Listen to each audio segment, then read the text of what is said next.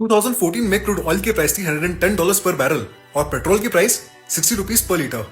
और आज crude oil की प्राइस है $75 पर बैरल और पेट्रोल की प्राइस 105 रुपीज पर लीटर। जब क्रूड ऑयल सस्ता हो चुका है तो पेट्रोल इतना महंगा कैसे हो गया? तो क्या गवर्नमेंट हमारे साथ सही में स्कैम कर रही है? और क्या फ्यूल के प्राइसेस कम हो सकते हैं? इस चीज को मैं फैक्ट्स और डेटा से समझाने वाला हूँ, इसलिए एंड तक देखना। 2014 में पेट्रोल पे सेंट्रल एक्साइज ड्यूटी लगता था 9 से 10 रुपए पर लीटर और स्टेट वैट 20 से 25% का।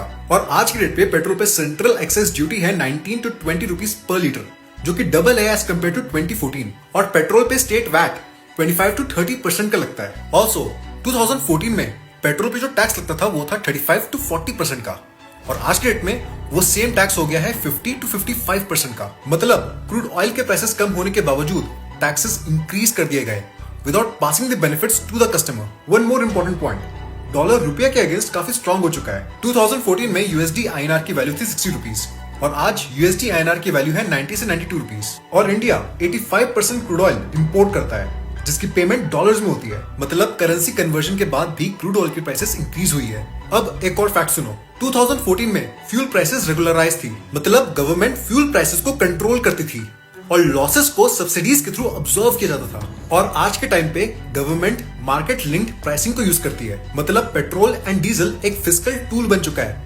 कोई सब्सिडाइज कमोडिटी नहीं। विच मीन्स क्रूड ऑयल की प्राइस कम होने के बावजूद रिटेल प्राइस कम नहीं होगा, बट गवर्नमेंट फ्यूल प्राइसेस को 20 to 40% तक कट कर सकती है बाय रिड्यूसिंग द टैक्सेस। और ये करने से इंडियन इकोनॉमी और बूस्ट होगी। फॉर एग्जाम्पल, फ्यूल प्राइसेस कम होने से logistics and transportation cost decrease हो जाएगी, जिससे बिजनेसेस का प्रॉफिट मार्जिन इंक्रीज होगा। इसके अलावा ग्लोबल कॉम्पिटिटिवनेस कम होगी, मतलब इंडिया चीप एक्सपोर्ट कर रहा होगा, ट्रेड बैलेंस इंप्रूव होगा और फॉरेन बायर्स अट्रैक्ट होंगे। नॉट ओनली दिस, बल्कि फूड और एफएमसीजी प्रोडक्ट्स की प्राइसिंग भी कम होगी, जिससे इंडियन कंज्यूमर को काफी बेनिफिट मिलने वाला है। And RBI will get more room to cut interest rate. In short, fuel prices are policy driven, not market driven. Government चाहे तो कल ही फ्यूल की प्राइसेस कम कर सकती है, बट वो कर नहीं रही। और अगर गवर्नमेंट फ्यूल प्राइसेस कम करेगी तो उसका कारण होगा इन्फ्लेशन, पॉलिटिक्स, इलेक्शंस या फिर पब्लिक प्रेशर।